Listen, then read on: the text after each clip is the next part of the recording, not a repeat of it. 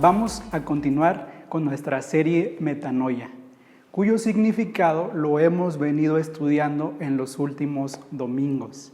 Metanoia, una palabra griega que en la Biblia se traduce como arrepentimiento, pero que bien podemos entender, se trata de la transformación total que Dios hace en la mente y el corazón del ser humano. Dicha transformación que sucede de manera progresiva, como bien nos lo explicaba mi esposa en la prédica pasada, con la metanoia o metamorfosis de Pedro. Al igual que Pedro, la Biblia está repleta de ejemplos de personas que vivieron de manera personal este efecto de transformación. Así que hoy quiero que veamos ese efecto transformador en la vida del apóstol Pablo, el hombre cuya vida Dios utilizó para escribir una buena parte del Nuevo Testamento. Así que usted cuando va al Nuevo Testamento y ve todas las cartas a los filipenses, a los romanos, a los efesios, vienen de la pluma del apóstol Pablo. Y bueno, y para esto quiero empezar haciéndoles una pregunta. ¿Alguna vez se han dado a la tarea de buscar el significado de tu nombre?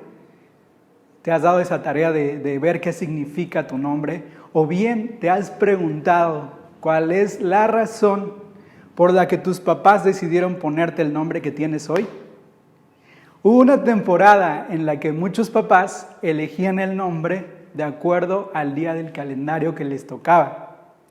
Esto quiere decir que si nacías un 12 de diciembre, pero eras hombre, de ley sabías que te iba a tocar Lupito. Por cierto, un amigo nuestro se llama Lupito, le mandamos un saludo. Hoy, la elección de nombres es más porque a los papás les gusta tal o cual nombre. A lo mejor lo vieron en una película, en alguna novela, así se llama su actor favorito, o a lo mejor hasta su cantante favorito, que también quiero enviarle un fuerte abrazo a mi primo, José Alfredo Jiménez. De verdad, así se llama. Un abrazo. En la antigüedad, en los tiempos bíblicos, los nombres cobraban una relevancia especial, debido a que cada nombre hablaba de alguna acción que Dios había realizado en el niño o en la vida de los padres. Así, cada que se mencionaba el nombre de la persona, declaraba y recordaba lo que Dios había hecho. Y entonces encontramos nombres como Isaac, cuyo significado es risa, ya que Sara, la mamá, se rió cuando Dios le dijo que tendría un hijo a los 90 años. Pero también encontramos otros nombres como Ismael, que significa Dios escuchó mi oración. También en la época antigua se nombraba a los niños a partir de su personalidad. Es decir, si veían que eran tranquilitos, buscaban una palabra que se asemejara con su forma de ser. Tal vez noble o reservado. Se nos hace un poquito raro, ¿no? Escuchar un nombre que te digan, hola noble, hola reservado. Pero en esa época así se utilizaba. Por ejemplo, Ruth significa compañera fiel. Y hablaba de su papel como amiga. Y seguramente era una persona súper leal con todas las personas que conocía. Pero existían otros nombres como Mara, cuyo significado es amargura o aflicción. Y esto nos habla de una persona que seguramente era muy dramática. Jesús cambió el nombre de algunos de sus discípulos, precisamente para darle un nuevo camino o significado a la vida de los discípulos. Hoy Dios no quiere cambiar nuestro nombre, pero sí quiere darle un nuevo significado a tu vida. Quiere darle un propósito y sobre todo quiere darle esperanza, no importando la situación que estés atravesando, Él quiere que tengas esperanza en tu vida.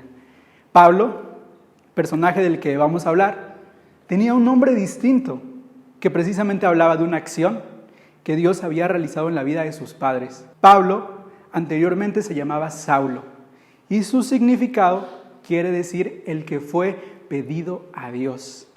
Esto significa que seguramente sus padres anhelaron tanto a Saulo,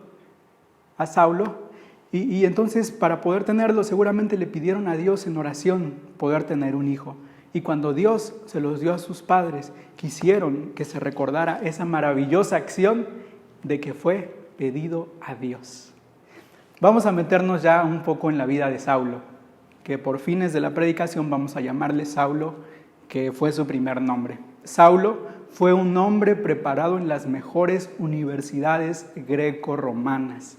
Asimismo, fue un judío excepcional, fiel a lo que creía, desarrolló incluso su pensamiento en las escuelas farisaicas, cuyo objetivo, escuche bien, era erradicar aquellas creencias de que Jesús era el Mesías.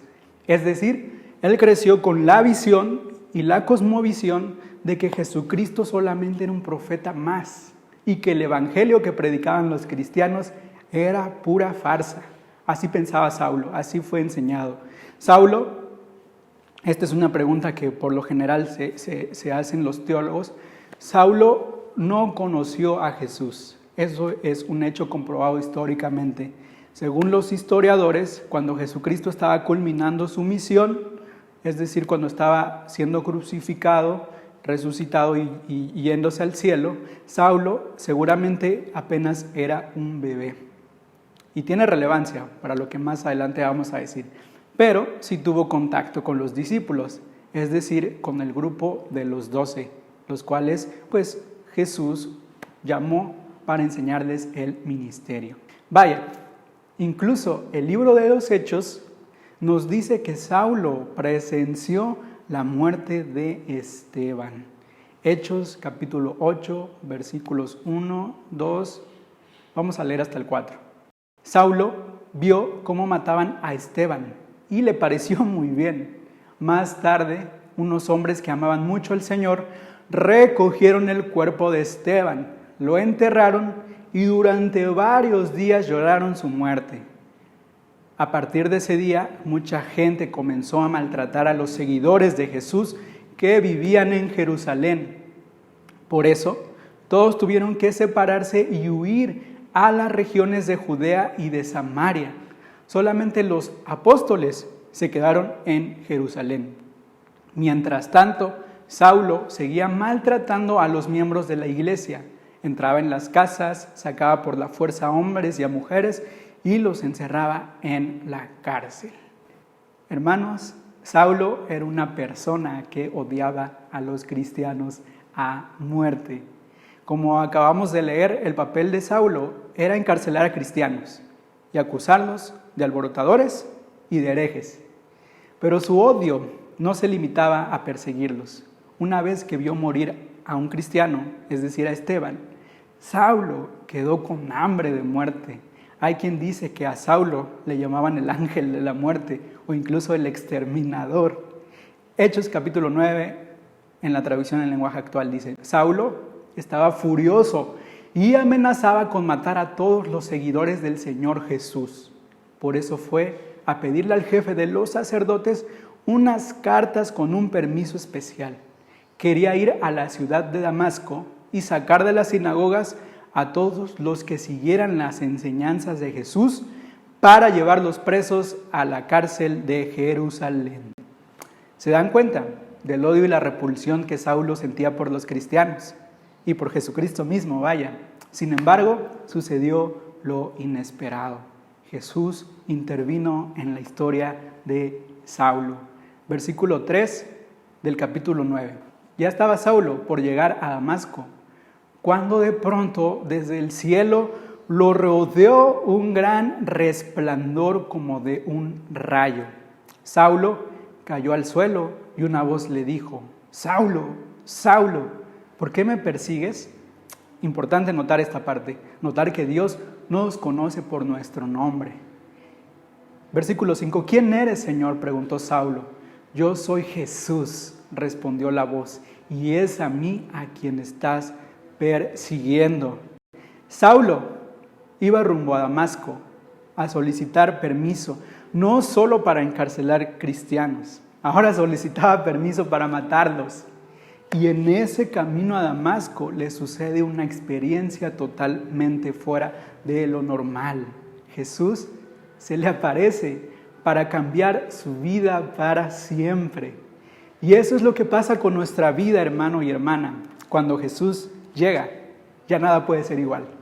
Él ha llegado para poner consuelo donde hay tristeza. amor donde hay dolor, pero sobre todo para darle un nuevo rumbo. Y si quiere darle un nuevo rumbo es porque sabe que las cosas no van bien en nuestra historia. Por eso yo soy muy enfático en decirles que no es casualidad que hoy conozcas el mensaje de Jesucristo. Dios, en su bendita misericordia, quiso darle un nuevo rumbo, porque ha visto el potencial que tienes, ha visto el corazón que tú tienes y sabe que ese corazón de piedra que hay dentro de ti puede volver a ser de carne. Amén. Dice la Biblia que debido al flashazo que recibió en los ojos, Saulo, el exterminador de cristianos, quedó ciego por 3 días. Y entonces Dios, dice la palabra, le pidió a Ananías, un cristiano de Damasco, que fuese a orar por él. La historia dice que Ananías, un cristiano súper aterrado, porque en todas partes se conocía sobre Saulo, el exterminador de cristianos, el famoso ángel de la muerte. ¿Se imaginan que Dios le vaya a pedir que ore por alguien que es súper malo, que sabe que lo puede matar? Sin embargo, Ananías, obedeciendo a Dios, llegó con Saulo y oró por él. La palabra de Dios relata que a Saulo se le cayeron una especie como de escamas de los ojos. Y entonces miró a Ananías. ¿Y sabe cuál fue la primera palabra que Ananías le dijo a Saulo, el exterminador? Ananías le dijo a Saulo: hermano Saulo. Hechos 9:17. Fue entonces Ananías y entró en la casa y poniendo sobre él las manos dijo: hermano Saulo, el Señor Jesús que se te apareció en el camino por donde venías, me ha enviado para que recibas la vista y seas lleno del Espíritu Santo. Y hermano, y es que una persona que ha sido transformada por Dios no vuelve a estar sola jamás. Ahora viene a formar parte de una gran familia de hombres y mujeres transformadas. No importando cuál haya sido tu pasado, tus pecados, tus fallas, ahora formas parte de una gran familia de creyentes, es decir, la iglesia. Y la iglesia existe para eso, para ser familia. Por eso nuestro eslogan en nuestra iglesia es: somos tu nueva familia, porque más que una iglesia, somos una familia. Saulo sintió el abrazo de Ananías con la palabra hermano. ¿Qué quiere decir esto? En vez de recibir algún reclamo en nombre de todos los cristianos perseguidos, recibió una gran palabra de amor y de perdón y de propiedad. Porque no es más un extraño, Saulo, mejor dicho, ahora es nuestro hermano. Y ese es nuestro papel como familia Príncipe de Paz: recibir en amor a todos nuestros nuevos hermanos. Y para ti que nos escuchas por primera vez, recuerda que en nosotros tienes una gran familia y te vamos a recibir siempre con los brazos abiertos. Y bueno, ya para ir concluyendo, se acordarán que al principio mencionamos el significado de los nombres. Bueno, pues Saulo, cuyo significado es el que fue pedido a Dios, cambió su nombre por Pablo. Y vean la gran relevancia de este cambio. Pablo significa el que es hombre humilde o el más pequeño de todos. Saulo, el exterminador de cristianos, el ángel de la muerte, el hombre preparado en las mejores universidades, el experto en escrituras, el celoso de Dios, el orgulloso Saulo se convirtió en Pablo el humilde. A Pablo le costó mucho trabajo quitarse de sí mismo esa imagen del perseguidor y de exterminador. Pero ¿sabe qué? Eso hizo más grande la gloria de Dios. Y eso es la metanoia, hermanos. Una persona que no vuelve a ser la misma. Hubo algo que lo transformó. Y ese algo sabemos que se llama Jesucristo llegando a nuestras vidas. Ahora vean el cambio transformador en la vida de Saulo. Vamos a llamarle ya del apóstol Pablo. En Filipenses capítulo 3, versículos 4 al 9, Pablo escribe lo siguiente: si la salvación dependiera de la circuncisión, yo podría sentirme más orgulloso que cualquiera. Me circuncidaron a los 8 días de nacido, pertenezco a la nación de Israel y soy de la tribu de Benjamín. Soy más hebreo que muchos hebreos. En cuanto a cumplir la ley, pertenecía al grupo de fariseos. Tanto me preocupaba por cumplir la ley que perseguía a los miembros de la iglesia. Nadie puede culparme de no haber cumplido la ley. Pero gracias a lo que Cristo hizo por mí, ahora pienso que no vale la pena lo que antes consideré de valor. Todo lo he dejado a un lado y lo considero basura. Con tal de llegar a conocer bien a Cristo, pues no hay mejor conocimiento. Y quiero que Dios me acepte, no por haber obedecido la ley, sino por confiar en Cristo, pues así es como Dios quiere aceptarnos. Hermano, Saulo el orgulloso, Saulo el exterminador, es Pablo el humilde, el amoroso, el más pequeño entre todos. Y si tú ya has experimentado esa transformación, te quiero invitar a que hoy reflexiones si la gente a tu alrededor se ha dado cuenta que eres diferente. Piensa si tu familia ve en ti que Jesucristo llegó a tu vida para transformarlo. Piensa si tus vecinos te ven como esa persona de amor que demuestra los frutos del Espíritu Santo. Reflexiona si tus clientes en tu trabajo ven verdaderamente el efecto de la metanoia en tu vida. También quiero preguntarte si te has comportado como un hermano delante de tu nueva familia, es decir, la iglesia.